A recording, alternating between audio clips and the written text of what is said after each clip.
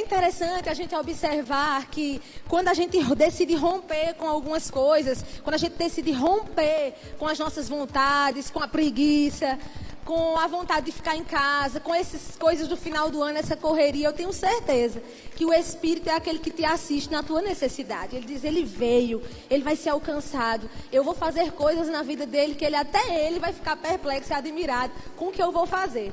Sabe, você vai ficar surpreendido com o que Deus vai fazer na sua vida ainda esse ano.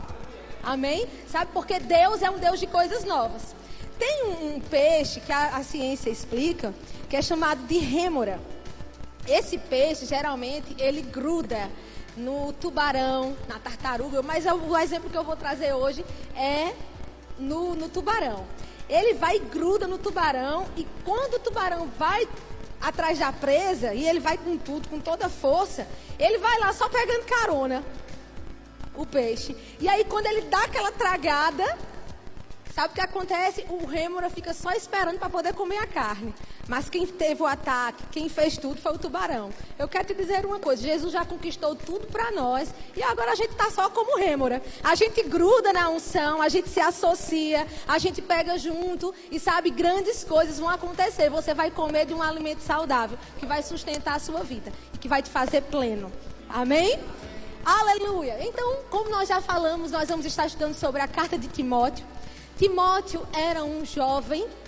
E essa questão de ser um jovem não significa dizer que Timóteo tinha os seus 15, 17 anos, não.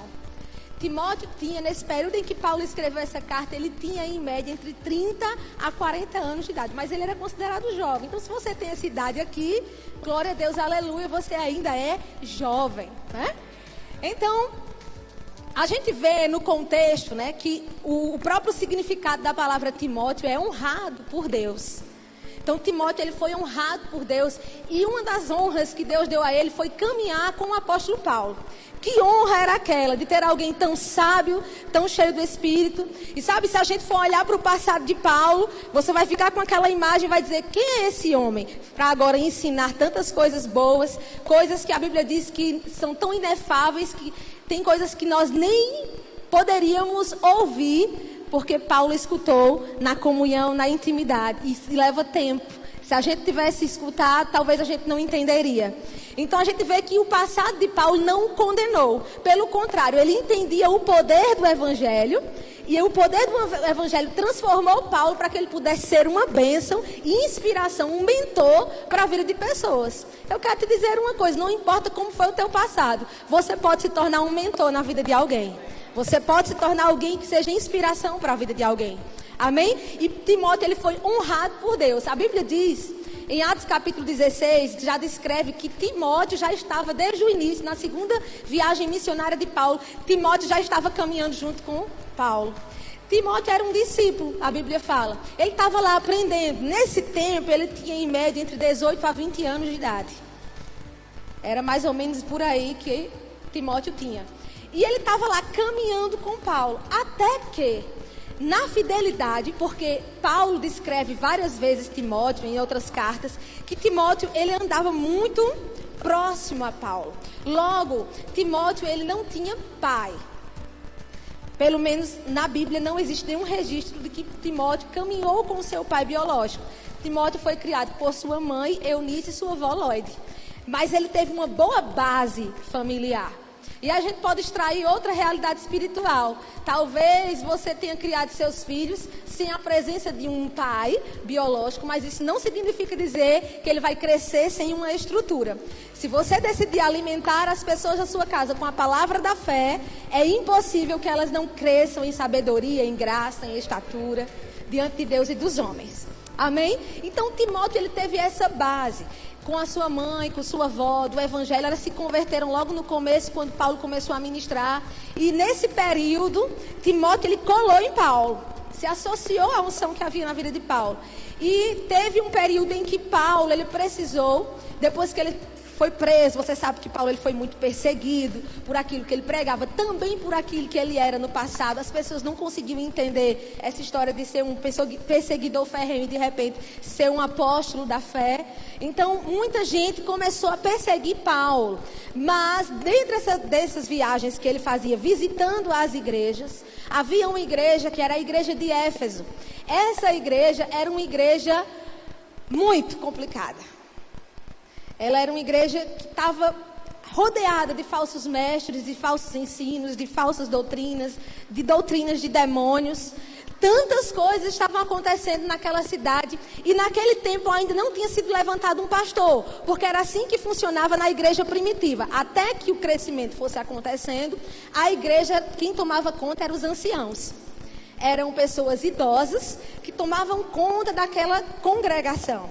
E a congregação de Éfeso era administrada, governada por anciãos. Quando Paulo ele começou a ver, orientava os anciãos sobre essa questão dos ensinos e nada funcionava, estava fugindo do controle, ele disse: Timóteo, quem foi que Paulo procurou? Timóteo. Timóteo era alguém da confiança de Paulo. Timóteo era alguém que ele dizia que o representava. Em Filipenses ele diz que Timóteo o representava como se fosse ele mesmo. É interessante a gente observar que, tratando-se de temperamentos e personalidades, Timóteo não tinha nada a ver com Paulo. Pelo contrário, Timóteo, pelas características que Paulo descreve na carta destinada a ele, Timóteo era medroso, se preocupava muito com o que as pessoas pensavam sobre ele, e Paulo não. Paulo era preto no branco, era opiniões fortes, era um homem que não estava nem aí para o que as pessoas estavam pensando dele, porque se fosse assim, tinha parado a sua carreira, pelo que as pessoas falavam. Mas Paulo era muito determinado, preto no branco. Paulo era ousado, ele era utópico daquilo que ele falava, ele era incisivo. Então a gente começa a observar que haviam temperamentos diferentes, mas existia um mesmo parecer. E no original essa palavra parecer, eles eram de alma iguais. Olha que interessante.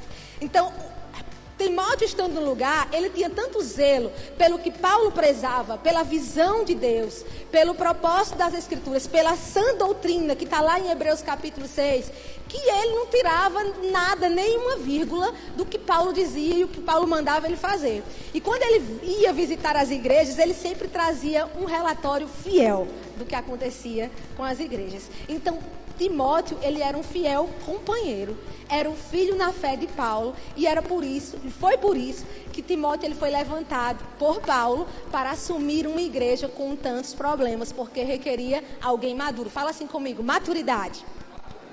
Mas me diga uma coisa, Timóteo era tão jovem, e como pode assumir uma igreja com tantos problemas? Eu quero te dizer uma coisa: quando a unção está sobre a vida de alguém, e essa pessoa desde cedo se qualifica e se prepara, não existe idade para cumprir aquilo que Deus tem. Amém? Basta se qualificar, porque eu já vi muito velho menino e muito menino velho, com a cabeça boa, com maturidade, com experiência. Mas eu já vi também muita gente que tem 50 anos e parece uma criança. Então, o que vai determinar a minha maturidade em Deus é a decisão que eu tenho de todos os dias me preparar, aprimorar aquilo que Deus tem para mim, e é aquilo que eu falei no início: ser a rêmora, né? Ser aquele que cola, que está associado a alguém e que está pronto a aprender. Diga assim comigo: eu preciso ser a cada dia um discípulo. Então, o nome de Timóteo ele é mencionado tanto na carta de Coríntios, Filipenses, Colossenses, Tessalonicenses, Filemão, Hebreus. Então, ele foi muito mencionado nas cartas, mesmo não se tratando diretamente a ele, mas ele sempre era aquele que socorria e que fazia tudo. Deixa eu te dizer uma coisa: a sua fidelidade vai te levar a lugares onde a tua ambição não vai poder te levar. Amém? Então, essa fidelidade, essa coisa de estar junto, de estar aprendendo. Porque um discípulo, ele precisa ter esse coração. Amém?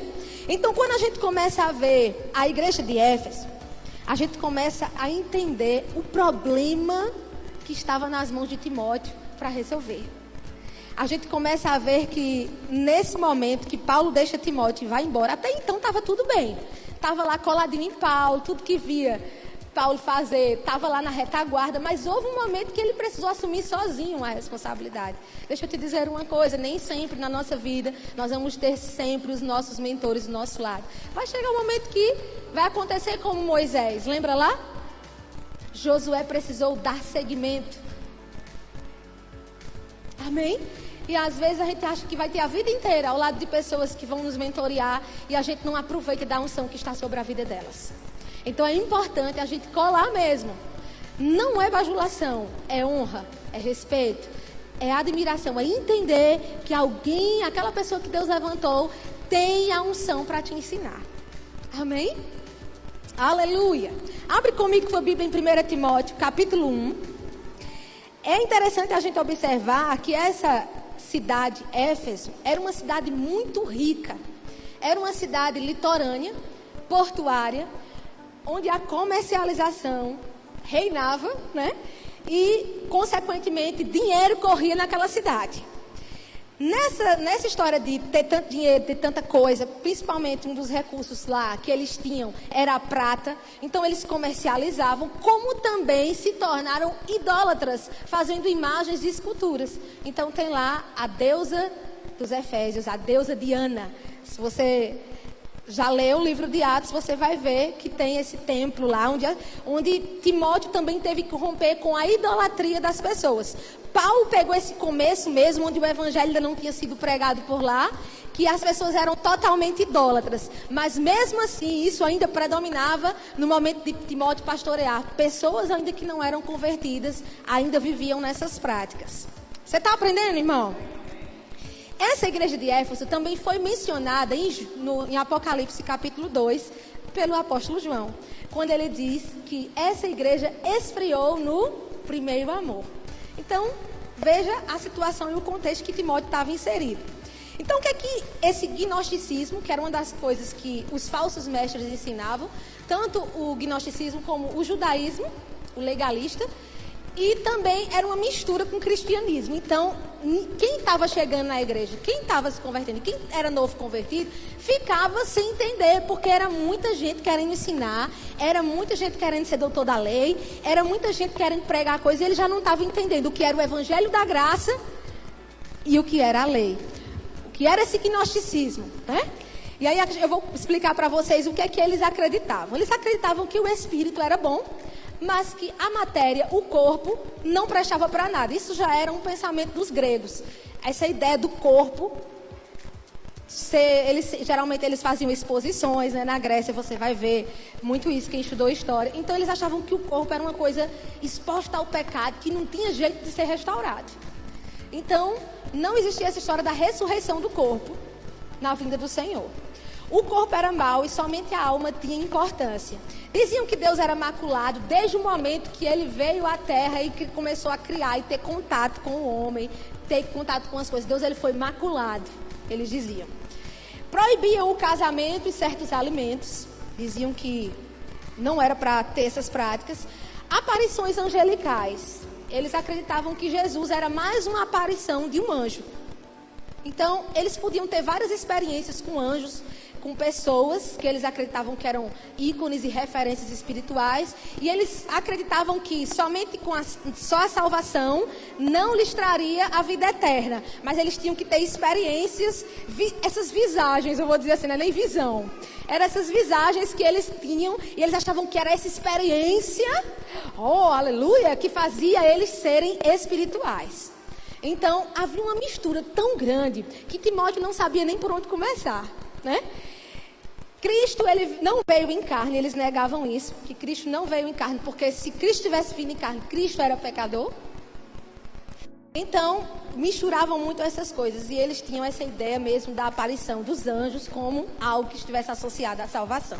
Então, isso era o gnosticismo. Então, essas pessoas, como foi que tudo isso começou? Começou quando os estudiosos, aqueles que eram mestres, começaram a querer novidade demais, experiências demais, e ter novidade, e começaram a inventar coisas, inclusive para ganhar dinheiro. Então, haviam pessoas que queriam ensinar todo tipo de novidade para chamar o foco e a atenção para eles. Porque naquela cidade era uma cidade idólatra. Então, se eu chegasse dizendo que tive uma experiência com a divindade, que eu tive uma experiência, as pessoas iam começar a achar que eu era o próprio Deus. Então, os ministros naquela época começaram a se corromper. E começaram a querer ser adorados. Começaram a querer toda a atenção para eles. Então, é muito perigoso quando a gente que é ministro, começa a ir atrás de muita novidade. É bom ter experiências com Deus, com essa palavra, e tudo o que nós tivermos de experiência extra precisa estar dentro da palavra. Você está entendendo? Porque quando está dentro da palavra, então eu posso ter visões, eu posso ter sonhos, posso ter revelações, posso ter experiências com o Espírito Santo, mas olha, alguém já teve, o fundamento já foi colocado. Eu não vou ter uma experiência inusitada, algo que ninguém nunca ouviu falar, porque isso é uma falsa doutrina ou uma heresia que alguém pode estar ensinando por aí. E aí a gente vê muito dessas coisas, pastores que muitas vezes querem segurar os seus membros lá fora, com hábitos, vamos inventar a vassoura santa, o sal não sei de quê, a roupa não sei o quê. E esse modismo tem tanta, essa mistura, que tem assim, ele tem escravizado até eles mesmos e eles não se dão conta. Por isso que Paulo disse, eles enganam, mas eles também são enganados. Porque essas pessoas ficam escravas dessas práticas e aí tem que sempre estar inventando qual é a moda para 2019, né? Porque depois, o ser humano ele é assim, ele abusa das coisas igual abusa roupa. E aí tem que inventar uma coisa diferente para poder substituir aquela outra. Então lá em 1 Timóteo capítulo 1, você abriu lá. 1 Timóteo capítulo 1.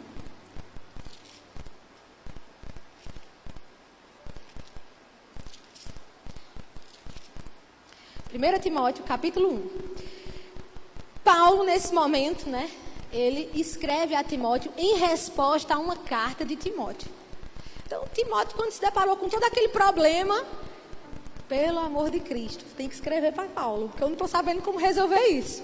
Então, era exatamente assim como Timóteo se sentia, completamente atemorizado, agoniado com aquela situação, com a vontade de pegar a malinha dele e desaparecer daquela cidade.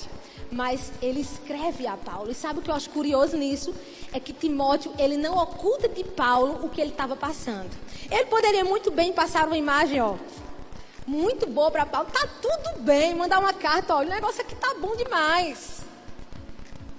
Deus está fazendo milagres extraordinários, né? E Paulo pensar assim, o negócio lá tá de vento em popa. Mas não. Timóteo, ele foi sincero. E essa era uma característica que fez com que Timóteo fosse levantado. E ele preservou isso. A transparência. Dizer o que está acontecendo. Não esconder o que está acontecendo. Passar por um problema e não passar sozinho. Sabe, nós precisamos ser instruídos em alguns momentos. A Bíblia diz que nós temos a unção.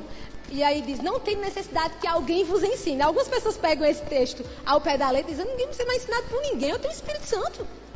Mas sabe que existem momentos que a unção vai se manifestar através da vida de alguém para te ensinar, para você entender que você não resolve tudo sozinho, que você precisa de alguém? Existem pessoas que já estão experimentadas no que você passou e que vão saber te ensinar melhor sobre isso. Então não esconda nada do seu mestre, do seu líder. Procure ajuda. Amém?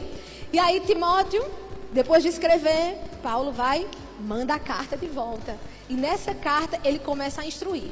Vamos lá.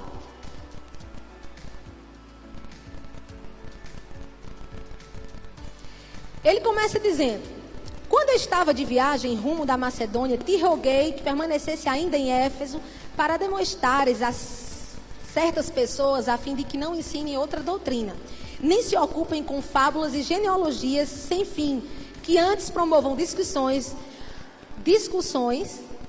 do que o serviço de Deus na fé. Ora, o intuito da presente admoestação visa o amor que procede de um coração puro, de uma consciência boa e de uma fé sem hipocrisia ou não fingida. Desviando-se algumas pessoas dessas coisas, perderam-se em loquacidade frívola, pretendendo passar por mestres da lei, não compreendendo todavia nem o que dizem, nem os assuntos sobre os quais fazem ousadas asseverações.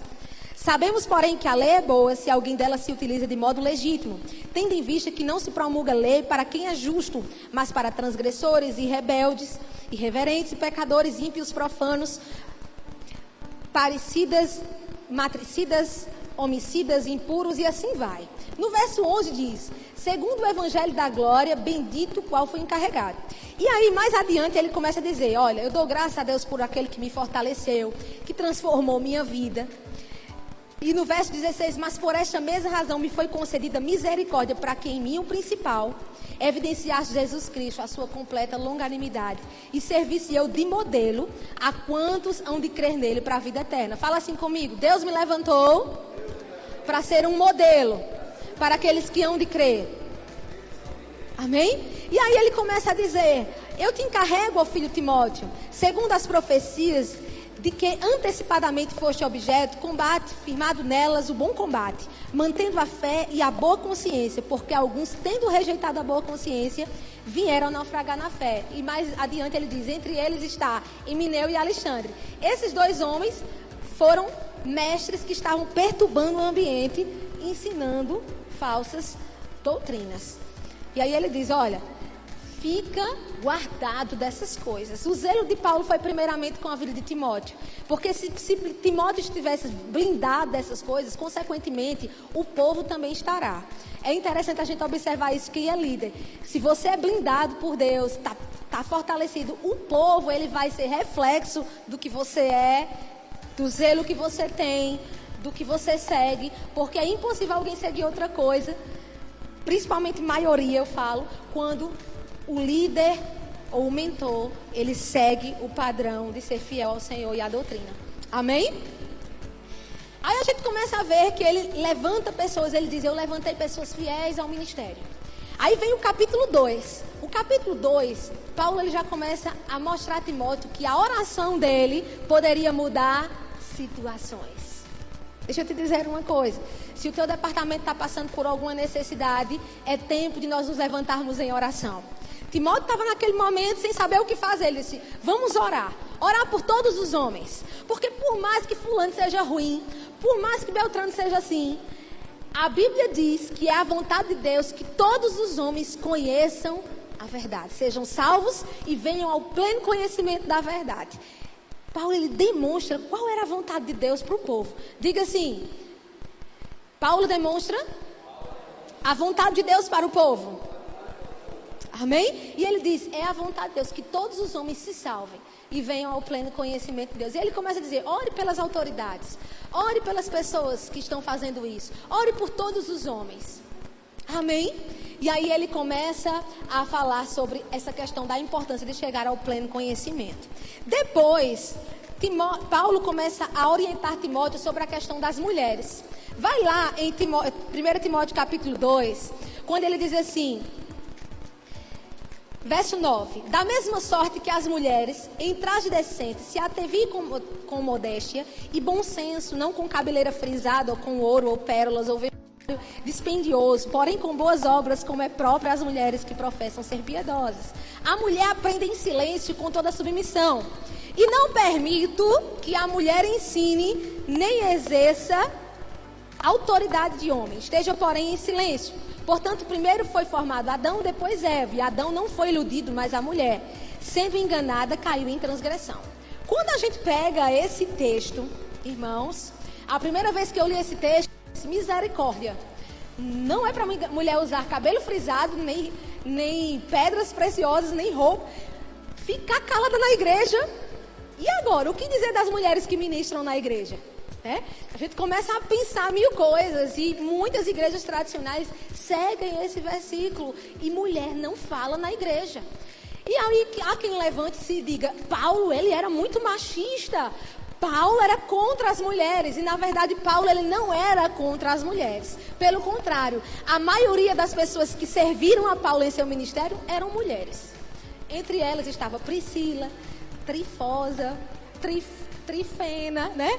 Tem uns nomes aí que eu andei cogitando para minha próxima filha. Para perpetuar essa história de ter, mas até agora eu não achei um bonito na Bíblia, nenhum. Trifena, Trifosa, né? Priscila, tinha a mãe de Rufão. Então, existiam várias mulheres na Bíblia que seguiram o ministério de Paulo. E ele dava credibilidade, e elas profetizavam, elas falavam, elas eram assíduas, participantes naquilo que elas faziam. Mas qual era o problema? Que tanto Jesus como Paulo foram pessoas que mudaram a realidade das mulheres daquela época, grande parte delas, não todas, porque a cultura era muito arraigada, da mulher não participar de nada, de não ser nada. Então, Paulo ele vai e traz um outro olhar, tanto Jesus como Paulo, sobre a mulher. Ele diz, você é preciosa. E elas se acharam tão preciosas de verdade, que elas se arrumaram e elas iam para a igreja na melhor beca, com tudo que tinha direito. Elas não sabiam se comportar em público, porque elas viviam dentro de casa, eram donas de casa, só sabia procriar, não tinha essa história de falar em público. Então, tudo para elas era novo. E elas acharam que aquela atenção foi tão grande que elas tinham que falar, né? Tinha que ensinar, tinha que dizer, ai, agora Jesus mudou minha vida. Mas, mulher conversa demais. Tem essa fama, não é assim? A gente conversa muito. E aí a gente conversava, e é essa nova doutrina? E é esse ensinamento? Diz o que mesmo? Coisa boa. Não sabia não. Boa, vou anotar isso aqui. E começaram a misturar a cabeça com falsas doutrinas, com o evangelho da graça, e estavam começando a falar besteira. E as mulheres que se convertiam, os homens queriam ensinar. Olha, vem cá, chega, eu vou lhe ensinar. E queria dizer como é que era. Perguntavam na hora do culto. Era uma bagunça. Paulo teve problemas, principalmente Timóteo, que estava à frente daquela igreja sendo o pastor, né? Então, naquele momento, e agora? Timóteo teve que escrever qual era a situação, nos detalhes, né? As mulheres eram um problema na igreja. E aí Paulo diz, olha, digam a elas que fiquem em silêncio na igreja. E que a beleza delas não é o que elas estão usando, não. Elas entendam de uma vez por todas que a beleza delas é a beleza interior. Ele não estava proibindo nem restringindo as mulheres de usar, mas havia um exagero e uma compreensão errada do que era a real beleza. E a beleza real era a beleza de um espírito manso e tranquilo, de uma mulher submissa, de uma mulher que continuava respeitando e cumprindo com suas tarefas domésticas. Elas esqueceram disso e elas começaram a querer ascensão. E ele disse, fique quieta, tudinho, fique caladinho, tudinho na igreja. E bota todo mundo em silêncio. Era uma regra que não se aplica, não é uma doutrina para as igrejas hoje. Era uma situação, uma correção específica à igreja de Éfeso. Você está comigo? Precisavam ficar caladas por um bom tempo. Então, ele disse, olha, lembra lá de Eva? Foi isso que aconteceu com Eva. Ela deu ouvido primeiro, depois Adão caiu. Do mesmo jeito, tudo começa com as mulheres. Então, manda ficar tudo quietinha, caladinha, que o negócio está começando por elas. Então, irmãs, não se condenem a usar brinco, colar, pulseira, roupas, não há nada disso. Agora, lembrem de uma coisa, tudo isso deixa você mais bonita, mas não é a sua real beleza. A sua real beleza é de uma mulher que nasceu de novo, que dá frutos de justiça, que é exemplo na sua casa, que é dócil, que é mansa nos momentos que precisa, e ousada, leoa nos momentos que precisa ser, né? Então isso tem que acontecer, a mulher saber se portar em todas as situações. Amém? Ô glória! Aí a gente parte para o capítulo 3. O capítulo 3 de Timóteo, ele vem mostrando sobre o dever daqueles que são levantados como ministros. Timóteo, ele precisava levantar pessoas. Timóteo, ele precisava de pessoas com ele, porque nenhum líder caminha sozinho. Então, aí a gente já começa a entender que líder precisa formar discípulos, né? E ele disse, olha, não é levantar por levantar. Vocês precisam levantar pessoas sábias, pessoas que têm critério, qualificações para o ministério. Amém? E aí ele diz, no verso 1, fiel é a palavra, se alguém aspira o episcopado ou o ministério, excelente obra almeja. Essa palavra aspira significa buscar, alcançar, impulso, desejo. Então, você está errando em você desejar o ministério? Desde que seja o que Deus te chamou, você pode desejar. Desejar é se ver pregando, é se ver ensinando, é procurar investir no seu chamado, é procurar desenvolver isso na sua vida, é não ficar parado achando que a soberania de Deus vai fazer tudo e no momento que você chegar aqui na frente, a unção vai pegar você e você vai sair falando sabiamente. Não vai ser assim. Amém? Primeiro você precisa se colocar à disposição do Senhor e desejar. Quando você começa a desejar, você vai começar a servir com excelência. E aí você vai dar os passos do ministério que precisa. Eita, desejando. Cada vez que você se deseja, você se ver mais além, você vai começar a se empenhar mais para chegar ali. E aí começa as qualificações. Ele diz, olha, não pode ser beberrão, não pode ter muitas mulheres, é marido de uma só mulher. Ele começa a falar, tem que cuidar da sua própria casa, porque é um ministro que cuida de todo mundo, mas não cuida da sua própria igreja, está errado. Falei certo? Então, que cuida da igreja, mas não cuida da casa, está errado. Um ministro que só quer alcançar pessoas, formar pessoas, abençoar pessoas, ajudar pessoas, ver a necessidade das pessoas, mas não vê a sua casa. Ele precisa ter equilíbrio nessas coisas. Ele começa a mostrar todos esses requisitos. Por quê? Porque a igreja não é uma entidade patética composta de pessoas estúpidas que não sabem o que dizem nem o que fazem. A igreja é alguém consciente do que elas são e precisa representar isso de forma exemplar.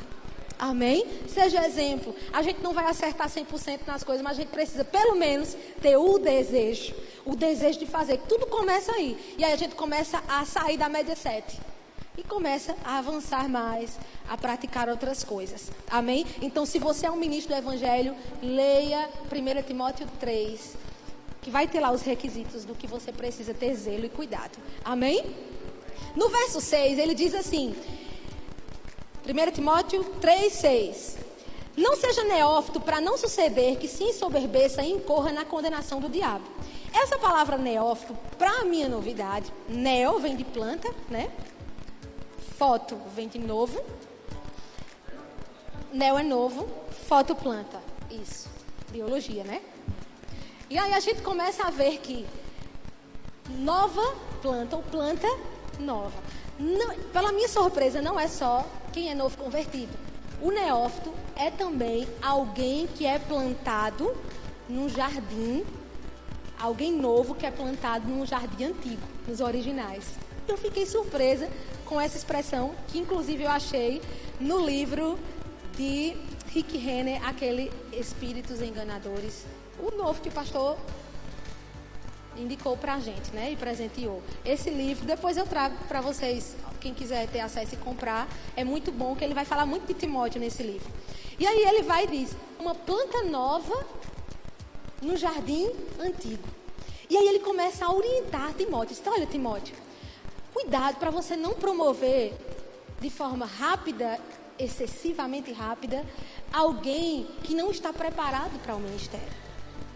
Essa pessoa, ela pode ter preparação, ela pode ter talento, ela pode ter qualificações, mas se ela não tiver ainda o caráter ajustado, ou muitas vezes tem tudo isso, caráter, qualificação, talento, está tudo em ordem, mas ela precisa respeitar uma coisa chamada tempo. Por quê?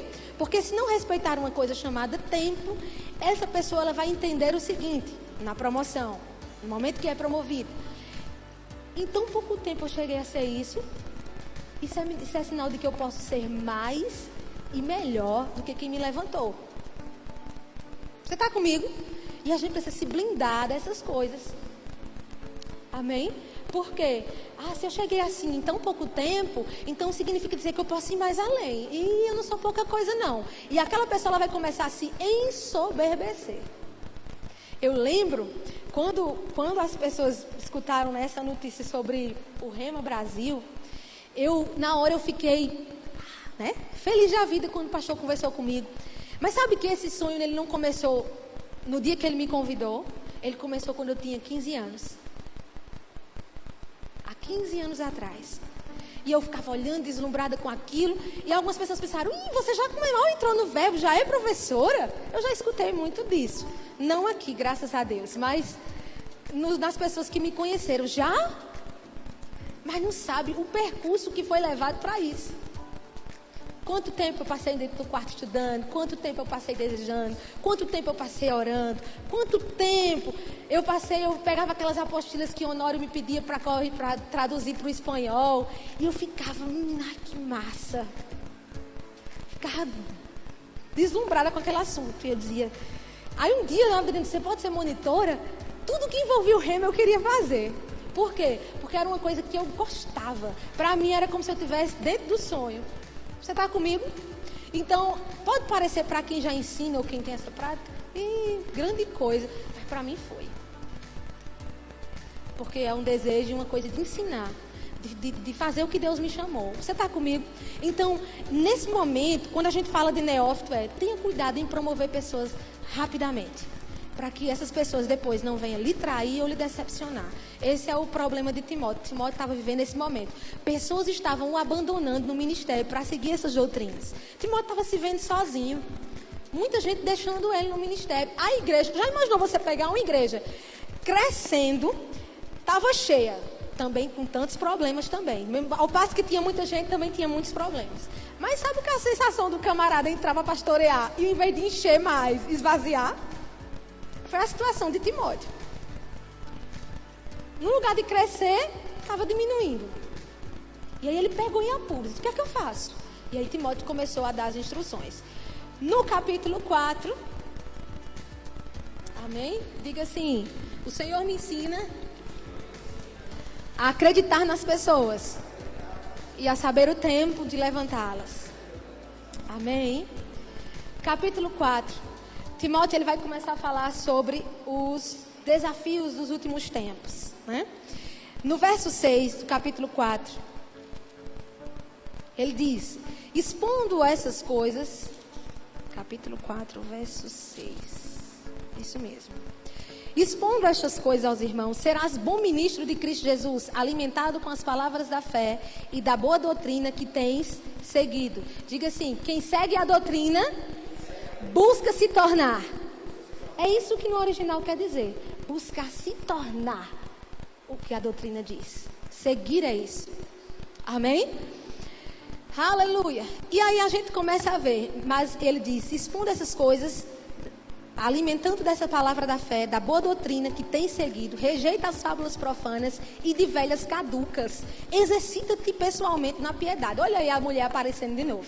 Essas velhas caducas eram mulheres que se diziam experientes e que elas diziam, olhavam para Timóteo e diziam, meu filho, você é tão novo. Você não era para estar vivendo esse sofrimento todinho, não. Você vai terminar adoecendo de uma úlcera. Vá viver, meu filho. Negócio de só igreja, só problema. Ele disse, olha, não caia na história das fábulas das velhas caducas. Era isso. Elas queriam dizer que Timóteo era novo demais, porque essa era a situação do momento. Por isso que mais na frente ele diz, ninguém despreze a tua mocidade. Por quê? Porque os anciãos que estavam tomando conta, quando viram o jovem Timóteo tomando conta daquela igreja, que tinha, naquela época, na cultura, só era considerado alguém maduro para assumir uma liderança, seja qualquer ela, tinha que ser a partir de 40 anos de idade. Então, se Timóteo tinha entre 30 e 40, ele não estava apto para pastorear uma igreja, segundo eles. Então, começaram a desprezar Timóteo. Timóteo já tinha um complexo de inferioridade. Quando viu aquilo ali, começou a ficar agoniado. E ele diz, olha, rejeita essas coisas. Paulo começou a vacinar Timóteo. Eu fico admirada com a forma de liderar de Paulo. Como ele batia mesmo. Ele dizia, olha, Timóteo ia choroso nas cartas, dizia as coisas. Deus não te deu espírito de medo não, rapaz. Era assim, não viemos chorar não. Persevere. Busque. Deseje o ministério. E começou a falar sobre essas coisas. Ele disse, não pare por causa disso. Então, eu vejo a carta de Timóteo para não só pastores, mas para todos aqueles que ocupam ofício ministerial, é a carta. Lá tem todos os conselhos que nós precisamos para desenvolver a nossa chamada. Amém? Aleluia. E ele diz, exercita-te, quando ele fala sobre as velhas caducas, ele diz, exercita-te na piedade. O que é piedade? É viver em conformidade com a vontade de Deus. Uma vida piedosa. Então, é você ter uma profunda devoção, nos originais diz isso, uma profunda devoção ao que você está seguindo. Amém? Quem aqui está cheio de devoção por aquilo que segue, por aquilo que fala? Amém? É isso que vai te manter firme e convicto do que você fala. até no momento de tribulação que você enfrenta, de problema. Você precisa estar bem convicto de si mesmo. Cuide de você mesmo. Quando você cuida de você mesmo, você vai poder cuidar das pessoas. Amém? E ele diz: não te faças, no verso 14, negligente para com o dom que há em ti, o qual te foi concedido mediante profecia, com a imposição de mãos do presbitério. Medita nestas coisas e nelas ser diligente, para que o teu progresso seja manifesto a todos. Tem cuidado de ti mesmo, ele diz. E aí eu noto que quando Paulo diz, não te faça negligente, no original significa, não seja preguiçoso. Peraí, você vai contar uma necessidade e teu líder te chama de preguiçoso? Rapaz, tenha coragem de trabalhar, vá fazer seu trabalho. Não seja negligente. Talvez a gente escute algo da nossa liderança que nós não gostaríamos de ouvir e não seja confortável para nós ouvir. Mas eu quero te dizer uma coisa. Não é o que você gosta. Eu escutei uma frase que é bem interessante. Muitas vezes Deus manda aquilo que nós precisamos na embalagem que nós não gostamos. Isso significa dizer que nem sempre nós vamos ouvir ou estarmos associados a uma liderança que nós gostamos. Mas aquilo vai ser segurança e crescimento para você. E você vai se apegar, você vai gostar. Se você colocar o seu coração, você vai começar a gostar da sua liderança. Não uma coisa pesada. Está comigo? Pode começar assim, mas não vai terminar assim. Amém? Vocês estão sendo abençoados? Amém? Tem muita informação, mas eu estou procurando pegar uma coisinha aqui e outra ali para a gente poder encurtar esse negócio, né? Então, a gente vê que o exercício da piedade, ele é proveitoso. Amém? Trabalhar de forma intensa. Foi o que Paulo ele falou. Ele disse, não seja negligente, vamos trabalhar. Essa palavra trabalhar, ela é comparada como alguém que está em pleno sol quente com sua enxada. Então, deixa eu te dizer uma coisa. Se você hoje reclama do que você está passando no seu departamento ou como liderado, que não é nem um texto do que Timóteo passou, o que Paulo diria de você? Às vezes a gente se acha tão... Parece que o problema da gente é o maior e o pior. Quando, na verdade, está precisando somente prudência, diligência, que é o contrário de negligência. Amém? Aleluia! Aleluia. Verso 12 ao 15, ele diz, ninguém despreze, foi o que eu falei, né? Que ele estava vivendo esse momento de ser desprezado pela sua idade. 1 Timóteo capítulo 5, Paulo vai começar a falar sobre o cuidado das viúvas. Que cuidado era esse? Naquele tempo, havia muitas viúvas e como sempre existiu essa questão da ausência, das pessoas esquecerem as viúvas desde o Velho Testamento, as pessoas na época, outro problema que estava a igreja de Éfeso. Muita gente que começou a ouvir falar sobre a volta de Cristo não queria mais trabalhar, porque Jesus está voltando. Então, a família que tinha viúva não queria sustentar a viúva. E aí, Paulo ele tem que chamar, ele diz, olha, a igreja está sobrecarregada. Paulo ele vai e explica a Timóteo. Em vez da igreja estar vivendo esse momento de estar tendo que assistenciar as viúvas, fala com a família para poder fazer isso. Porque aquele que não cuida dos seus é pior do que o infiel. E aí entra aquele versículo, né? Da família. Por quê? Porque eles estavam vivendo um momento que estava todo mundo suprindo todo mundo dentro da igreja, mas dentro de casa havia uma necessidade que era a viúva e ninguém estava vendo. E aí ele diz, as viúvas que são novas vão se embora trabalhar. Ele começou, eu gosto de Paulo, porque Paulo ele era muito incisivo. Ele dizia o que tinha que doa quem doer. Mas ele dizia, porque ele estava falando a coisa certa. Amém? E a coisa certa mais na frente ia trazer o fruto e o resultado do crescimento. Então, Paulo ele era muito incisivo, o que precisava mudar, tinha que mudar mesmo. Mais na frente ele começa a falar sobre a questão do salário dos ministros, porque tinha gente dizendo que não era para receber, ministro não era para receber salário. Naquele tempo eu acredito que Timóteo estava precisando de algum investimento. Ministro pode receber dinheiro? Aí ele começa a explicar que não era um pagamento pelo dom, mas se essas pessoas viviam do dom, elas precisavam ser supridas. Amém? Então, se você quer aprender sobre isso, ser esclarecido sobre isso, vai para 1 Timóteo capítulo 5, que ele vai explicar para você. O ministro, ele é digno do seu salário. Amém? Ele é digno de dobrar dos honorários. Amém? Por quê? Porque ele come, ele bebe, ele veste, ele tem gastos e ele precisa de um investimento. Agora, não é isso que move o ministro a ser um ministro. Mas se ele abdicou a sua vida para fazer algo, ele precisa ser suprido e assistenciado. Amém? E aí no capítulo 5 ele fala também sobre isso. Fala sobre a questão da correção dos ministros, como é que essa correção teria que ser feita. E ele começa a mostrar que havia momentos que Timóteo precisava expor as pessoas na igreja e dizer por que elas pecaram. E aí, que situação, que contexto o ministro é corrigido, né? Eu não sei se você já viu, mas eu já fui corrigida pelo pastor Sêmio em público, quase que eu morro de vergonha, mas aquilo serviu para mim. Amém? Às vezes não era nem algo tão para ser corrigido em público, mas ele fazia. Ele fazia mesmo, ele não tinha, e a gente já estava tão acostumado com o jeito dele, que a gente nem ficava mais com raiva. Era assim que o pastor Sêmio... Vocês tiveram aqui? Teve alguém aqui aula com o Sêmio? Pastor? Pronto, ele era desse jeito. Então, ele chegou uma vez, eu mandei as pessoas darem uma salva de palmas para Jesus no culto. Ele pegou o microfone, ele não contou história. Ele chegou e disse, está fora, irmão. E ele disse, porque estava. E era no tempo que as cadeiras eram assim, ó, em cima. Eita Deus. E eu sentei ali, fiquei vermelha. Aí no final vem os abençoados de Cristo lhe chamar de coitadinho e dizer, por que fez isso com você? Né? Sempre tem aqueles que vão se compadecer de você para te contaminar. Guarda teu coração dessas coisas, amém? Por que isso? Não precisava de tanta coisa. Por quê? Foi muito feio. Não, gente, fica quieto, porque é bíblico. Se feriu a doutrina, se falou algo que não deveria de púlpito, vai ser corrigido de púlpito. Não errou no púlpito? Vai ser corrigido no púlpito. Amém? Se falou algo que feriu a doutrina, falou algo fora da palavra que vai prejudicar alguém, porque, veja bem, alguém está lá fazendo uma plantação bem direitinho, aí de repente alguém vai e lança uma praga. Aí vai destruir todo um legado, toda uma plantação, porque alguém que estava no culto ouviu aquilo. Então, quem me garante que aquela pessoa no próximo culto vai estar presente?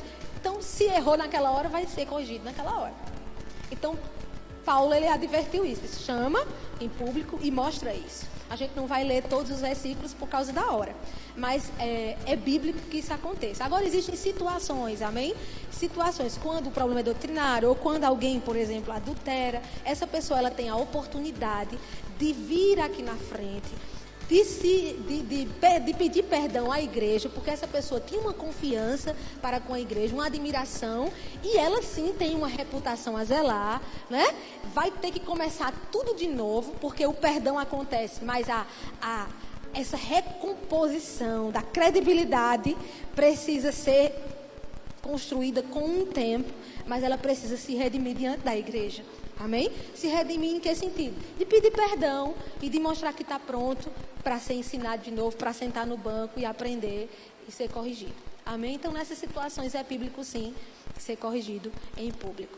E aí ele fala também sobre a questão do vinho, né? E Timóteo, naquele momento, estava passando por um problema de enfermidade estomacal. E ele diz, olha, pega um pouco de vinho, toma um pouco de vinho. Ele dá um conselho a Timóteo. Você vê que Paulo ele não estava só interessado na igreja. Ele estava interessado também na vida de Timóteo. E ele vai e ele mostra, toma um pouco de vinho. E aí? O que dizer dessa questão do vinho, né? Algumas pessoas, você for ler na internet, e tem tantos comentários diferentes. Mas no sentido aqui, o vinho, ele é permitido? É permitido tomar vinho? É permitido? É pecado?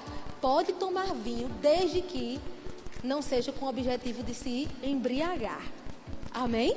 Então, o vinho, ele é indicado pelos médicos, inclusive cardiologistas, que ele é um dilatador das artérias. Ele tem um princípio nele, que é polifenol, acho que é isso. Como? Sim, também, mas tem o polifenol que também, ele é encontrado, foi encontrado, estudos recentes mostram que na casca da uva existe essa substância. Então, tanto o vinho fermentado como o vinho como o suco da uva, o extrato do suco da uva, também tem essa substância que pode ajudar na questão das artérias, para regular a pressão arterial. Estudos já mostram também que eles também são anti-inflamatórios. O vinho, ele tem essa substância anti-inflamatória, também para os ossos, para as varizes. Então, tem uma série de coisas que o vinho, ele serve e pode ser tomado com moderação. Você entende isso? coloca lá com objetivo medicinal, uma coisa que você vai tomar ali no momento. Não é uma coisa que você vai chamar a galera para a mesa, né? E vamos beber até umas horas. Não. Por quê? Porque Paulo combate isso em vários textos da Bíblia. Inclusive, Efésios capítulo 5. Ele fala sobre não se embriagar com vinho. 1 Coríntios capítulo 6, ele fala que os beberrões não hão de herdar o reino dos céus. Então, seria contraditório Paulo dizer uma coisa aqui e mais na frente ele aconselhar em outras igrejas algo diferente. Então, é só ter prudência, ter cuidado. Tanto o suco como o vinho, a fermentado vinho com álcool, pode tomar, só que com moderação, né, pastor? Ok? No capítulo 6, Paulo instrui a Timóteo sobre essa questão do dinheiro. Lembra lá que eu falei que Éfeso era uma cidade rica e que as pessoas estavam pegando muito dinheiro? E aí chegaram aqueles que queriam ser os super crentes e disseram: dinheiro, fulano tá rico, vai deixar a doutrina, vai deixar a igreja, vai se desviar, tá diferentão, tá diferente, o homem tá diferente. E começaram a criticar as pessoas que estavam prosperando financeiramente. E aí Paulo ele começa a orientar Timóteo: olha, instrui eles que o amor ao dinheiro é que é a raiz de todos os males, que não é o dinheiro. Você está comigo? E aí começou a orientar Timóteo dentro disso. Depois que a gente faz esse desfecho de 1 Timóteo capítulo 6, vem a segunda carta, que vai orientar sobre os mesmos problemas. Continua a história do gnosticismo, do judaísmo legalista, continua os mesmos problemas, mas Paulo escreve de novo. Toda vez que Timóteo escreve de novo para Paulo.